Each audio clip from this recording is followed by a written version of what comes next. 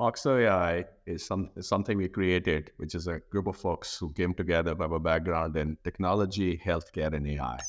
Your nurses, your physicians, your key caregivers are spending a lot of time doing research, looking for information, or summarizing information versus doing what they are best trained to do. That's kind of the problem we are trying to solve, is what we called a nurse copilot for prior authorization. Hello, everyone. Welcome to one more episode of Unlocking the AI Advantage podcast. And this is your host, Amaresh Tripathy with theAIentrepreneurs.com. So as you've been traveling with us in this podcasting journey, so you are noticing that we want to document the journey of the technologists, AI technologists, the journey of AI founders, and the companies who are also evolving, adjusting along with AI and different use cases. So last episode, we covered the generative AI, right? A practical guide to generative AI, because that has taken the world by storm. And what are the use cases and how people can take advantage of generative AI in various domains, various use cases. That's what we covered. So one of the areas I'm always fascinated is to understand, the startups, what are the technologies, what are the applications they are thinking of right now, and what do they think, how they're going to solve these problems, and then come back to them in a few months' time, how actually they, have done or doing at that point of time. Okay. And as the startups go through this journey, one of the things they have to do is actually, I don't want to say have to, but most of them end up doing is try to participate in these pitching competitions or innovation challenges. So that way they could be known by investors and they expand their network. They get to meet other stakeholders in the ecosystem. So that is what I've seen the startups do with startup founders. They enter themselves in these innovation challenges and then participate in these pitching competitions. And if they get picked, that's great. And of course, if they win, some of the funding that may come through them is non-dilutive in the sense they don't have to give any stake in the company to get that funding. Okay, so today we're going to cover a startup which is getting ready to participate in a pitch in a couple of days. So they've been gracious enough to come to us first and then pitch to us. And then, of course, we're going to give some feedback to their pitch during this episode. And then afterwards, in 2 days, they're going to actually go pitch. So we will come back to their startup and the founders at a later point of time to see how they have done it. So it's a little different episode where we will actually go through the company's pitch as they are going to pitch in a pitching competition. Right? This competition is going to take place in the Bay Area, in California, in the United States. And so they're getting ready.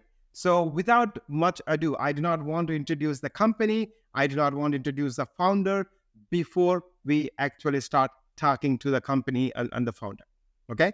So with that, now let's jump into the actual pitch of the startup. And then towards the end, I'll come back and summarize what we have learned. All right, let's go. Hello, everyone. As I mentioned in the beginning, that today we're going to do our podcast episode a little differently. Okay.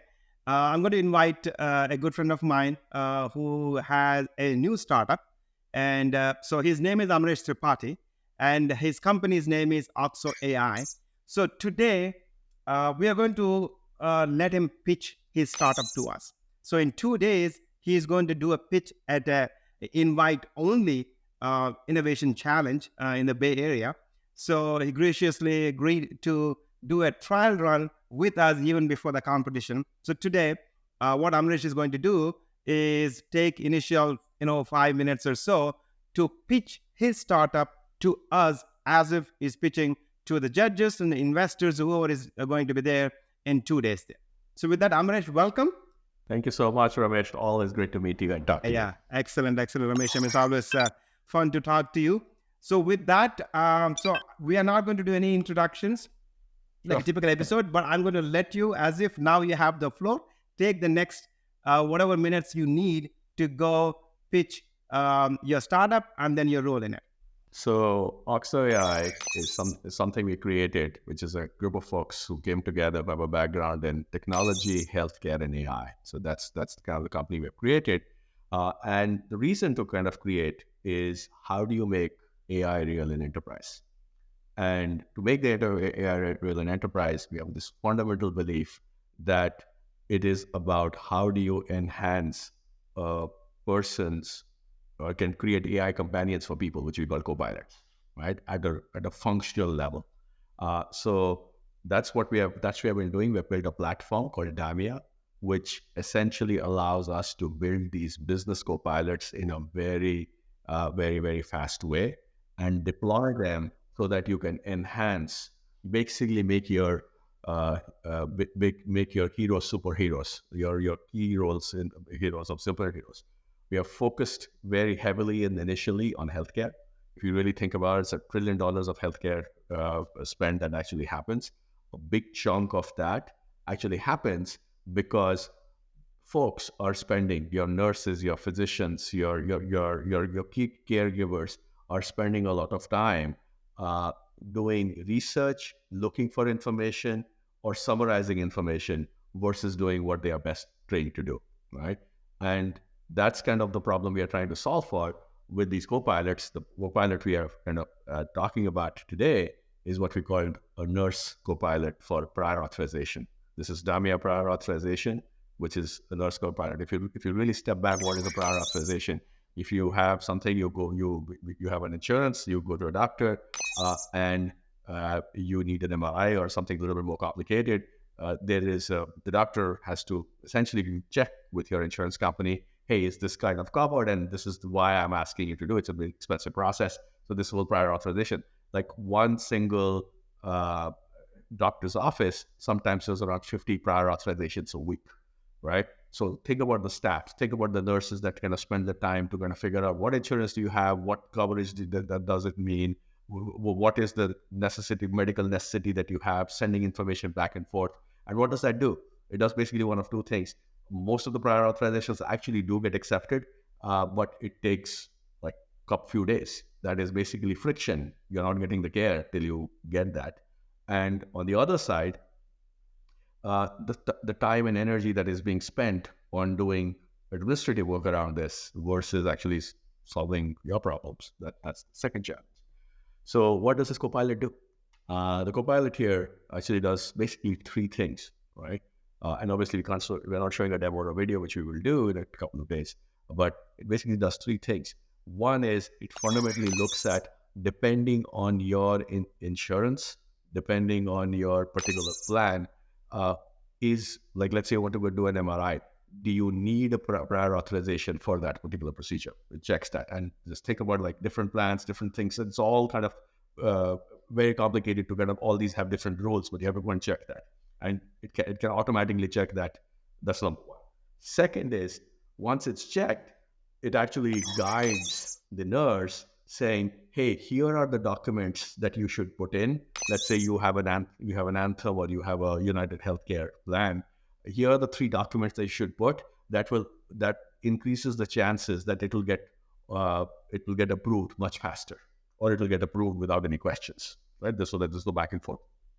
There's essentially a machine learning algorithm that allows us to kind of go and do that. That's what we do. Kind of let's look at that, right?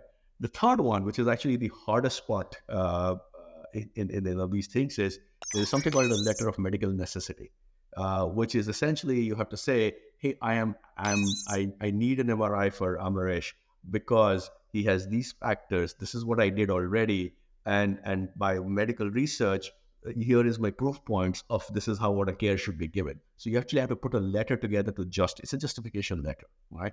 That's where we are using generative AI to kind of, in an automated way, create a letter of medical necessity and then integrate the whole system with your Epic and EMR system, so that if you need an X-ray or if you need some diagnosis score, if you need some doctor's notes, you can attach all of that, and then in an automated way send it to the portal of the payer, right? That's basically what a nurse copilot does.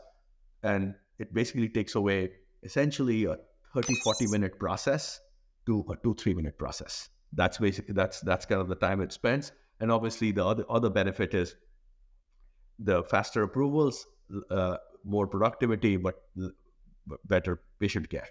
And actually it helps the payers also, because payers also don't want to spend time going back and forth. It's actually more efficient for payers to know, okay, this is the right thing that is done. So it actually removes the cost as well as improve the care quality throughout the process. And that's kind of our core pitch.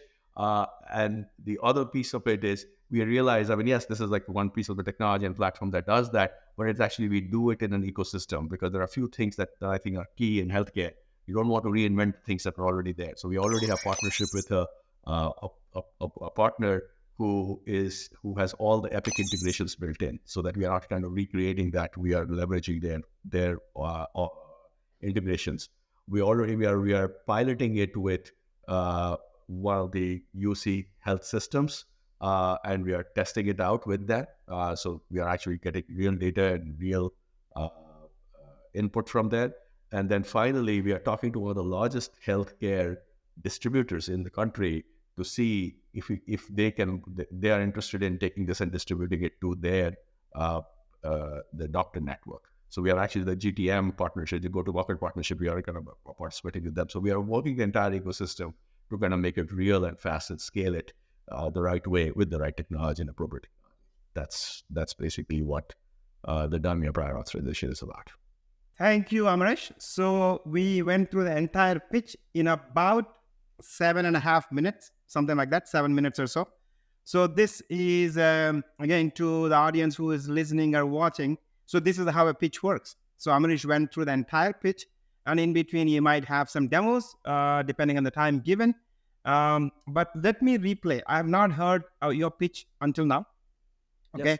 So just like an audience, I just want to go through what you mentioned. Yes. I took some notes while going through, and then I will play it back. So you talked about a problem, right? Which is research, the nurse prior authorization, 50 prior auth. So you laid out the groundwork.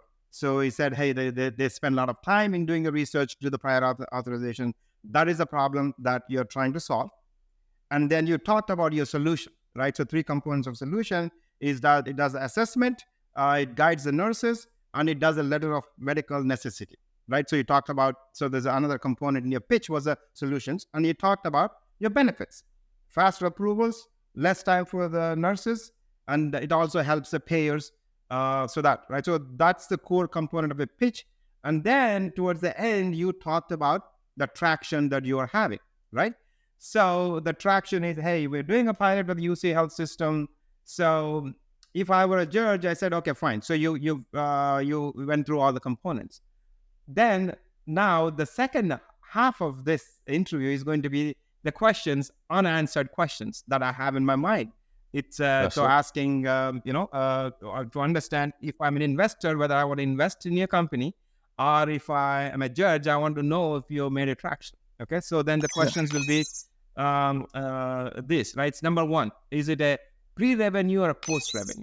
Yeah, we have revenue. We have revenue. Then from the company has revenue. We are working, but this particular solution is still in the pilot stage. So overall, there are other co-pilots that we are working on, which are generating revenue. There are a couple of sales co-pilots in different places, but this particular solution is still. So you have some revenue coming. So that is good. So that's one. The second question that I have is I want to understand the credibility, right, about the founders and all. So that's what people want to see, right? So I can even ask an open-ended question, or it's a closed-ended, but let me ask you an open-ended question. So Amaresh, so how are you going to communicate the credibility of the founders of the team who is behind this company? Sure. So if you think about it, there are 3 of us who are the founders, and then there are some key folks within that. I've essentially run healthcare analytics at PricewaterhouseCoopers for many years. Before running kind of analytics, a $1 billion analytics business. So analytics and AI and data I've been doing for the last 25 years. But in different professional services settings.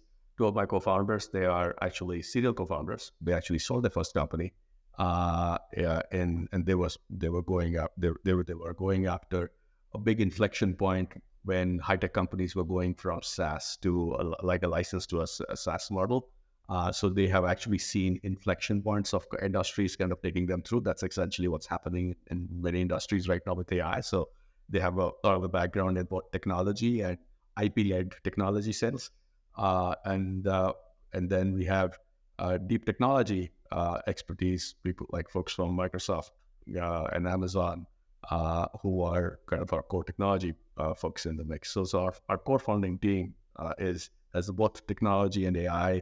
A lot of like like people who have done large business, run large businesses, have done large companies, enterprise sales, have done smaller have started companies and like serial co-founders, and deep in healthcare. So that's kind of the balance. Okay, so you talked about the prior experience. You talked about that they have done startups, they have worked with startups, so that you're giving us, letting us know that hey, it's not that the first time out of the blue we're doing it. So you yourself have a lot of data and analytics background, and the co-founders have prior experience. I don't know if you mentioned, does any of your founders, the team members, have a healthcare experience? Yeah, I personally have done. I used to run PwC's healthcare business. So you come from it. So there's a healthcare domain expertise is there on the team, and there is a startup experience is there on the team, and so running an organization, especially the AI side, there's a lot of technology expertise on the team. If any of your team or you have actually completely exited a company, is just starting a company, or left it there, or people have started and then went through the entire exit process? Does the team have that experience? Both my co-founders exited the company. They were the last company they exited. Okay, good. All right. So then the next set of questions that I would like to have is about the funding piece of it. Okay. So this is always, it's a very fascinating topic. So if you could talk a little bit about how you guys have funded the startup. Okay. And so typically from our audience, we talk about, it starts with friends and family, right? And then goes into some kind of an angel, investors. And then depending on where they are, if it's a seed round or all, then other venture capital and all that come. But some of them, may not even have to go external funding, right? So they might generate enough income that they don't have to go fund. So if you could talk about your funding journey, where you are at. Yeah. So very consciously, we have decided not to kind of proactively go and look out for funding right now. So we have decided to put our own money, and as well as we have revenue coming in. We have a few anchor clients that are generating revenue. So between both of those, that's how we are kind of running the company right now. Okay. So right now we are not going for external funding. So you are still doing friends and family, personal funding and all this stuff. No friends and family also. Right now we are not even in friends family. It's like literally our money. Okay. Yeah, it's our money plus the revenue, and the revenue is a decent company. Okay, got it. So okay, good. Actually, that is what's advised to startups is that if you can, don't go for external funding, right? So we'll see when things arrive and everything, and for the different it's not like we don't want to ever take funding. We'll probably raise funding at an appropriate time when we need to kind of do the right scale. If the timing is right, we'll do it. Okay, so that's good. So with respect to I don't know if you can talk about any of the questions that I'm asking. If you cannot talk, that's fine. Right. So do you have all the functional people in your team? Are you still in a almost like a early stages of a startup where mostly it's a tech team and the management team, or you have a biz dev team and sales team and that kind of stuff? Or so talk a little bit about how you built the team. So that the three components there. So the three of us, I mean, obviously we've been around a fair bit and we have done a fair amount of enterprise sales ourselves. So we are the sales team right now, and we are actually playing there's a lot of the functional roles we are kind of dividing and conquering, whether it's kind of in terms of kind of operations part of it, and so the one of us is kind of taking the lead, the other person is taking the lead in everything GTM. So we kind of divide up the roles from that perspective within us. And the broader team also, there's obviously most of our team is much more focused around the technology and the platform. as so that's kind of the Good. I mean, Now I want to talk a little bit about the technology behind it. So you talked about this as being a business co-pilot, right? So correct. we all know Microsoft came up with Copilot. There's a GitHub Copilot. There are Copilots all over the place, and then First. coding Copilots and all that stuff, right? So, Mm. so as a result, so my question is that it How to differ? almost seems like a low barrier of entry to being a co-pilot, given there are lots of LLMs, large language models, that are being built in different domains and all, so that are helping with the co-pilot piece of it. So, Right. what is OXO AI's? Do you guys have an intellectual property that is very unique, that is defendable, that is patent worthy? Or so, if you can talk a little bit about why you think your technology is unique and defendable in the marketplace from other potential competitors. Yeah. So let me just first tell you when we say Copilot, what do we mean versus what we generally see from software companies when they start talking about kind of the Copilot or the large Microsofts of the world that you're just referring to. We are thinking about Copilot at a role on a functional level, not at a task level. You said coding Copilot. There is Copilots for writing copyrights. There is Copilots for like tasks, right? A nurse, for instance, a role like a nurse, they do 15 tasks, right? They call someone, set up an appointment, they kind of check for prior authorization, put together a letter for recommendation, then they go and kind of tell the patient family what's actually happening. Their role is there's a lot of tasks there, a lot of activities there. So our Copilot is actually at a role level and looking at all the what we call the decision flow of that role and thinking about how do I actually make the tasks within that role in a much more comprehensive way and solve that problem. So number one is when we talk about Copilot, we talk about business Copilots or functional Copilots because it's different from task level Copilots that most Copilots are. That's bucket number one. Bucket number two, so what does that mean? What do you need and what's kind of the core IP aspect of it? There are two things that very quickly you'll do. You will the lot of the thing was actually going to be the experience and the governance layer, right?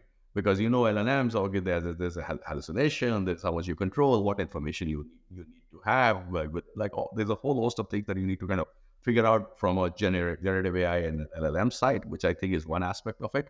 But it's actually way beyond LLM. We actually call it hybrid AI instead of like generative AI or ML AI. It's basically because you need your more traditional ML models plus your generative AI models in one core platform that actually can do the job. Because to do the job, there's all kinds of techniques that you'll have to use. So how do you actually bring that thing together? That's the second piece of our core technology that we are going after. And the third, I think, I just talked about, which is the experience layer, the governance layer, so that the idea is to make someone's lives easier. It's not someone's task easier, someone's life easier end to end at job. So it's kind of an AI companion. So there's an experience level areas that we have built. There are things that we have built in the core technology platform that will bring in this hybrid AI concept around it. And obviously, you need a lot of domain knowledge. To build the experience level, you need the domain knowledge and the industry knowledge and fair amount of detail to be able to shape it. Those are the three things. Excellent. Actually, that's where I was going to go. So essentially, for your product to be successful, you need to show to your customers, number one is you have the domain knowledge. That means you need to break down the workflow, right? So the 100%. Nurses workflow completely where they're spending time. So that is crucial. And then where the technology can help accelerate, reduce the cost in that workflow, right? So identifying that and then using that as a co-pilot is what you guys need to do to be successful in this space. That's exactly right. Correct. Okay. And then, so my last question is that, are you guys looking at any patenting any technologies? Is there anything patent worthy here? I think there are initial threads, I think, that we are working on that will eventually lead to patents. Right now, I think I told you a little bit about, I think that the two areas where I think there's the most promise, and the specifics I'm kind of avoid, but one is this whole notion of this hybrid AI, kind of where how you bring in a traditional ML architecture as well as a Gen AI and LLM Gen AI architecture combined and kind of make it work in a cohesion. And the second area is going to be this whole governance layer. And that you're going to create the right experiences with the right guardrails.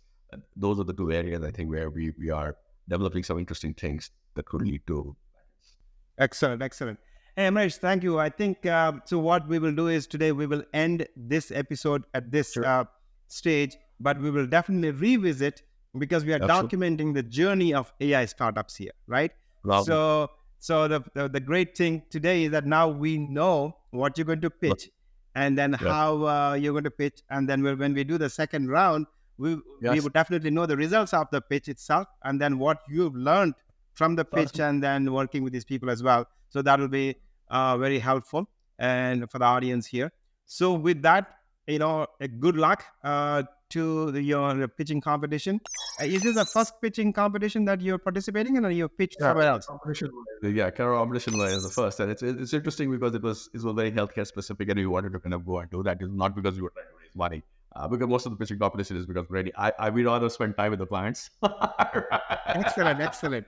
This is going to be awesome. So I say good luck to you. So it's fantastic, and we'll revisit later on. Thank you very much, Amaresh.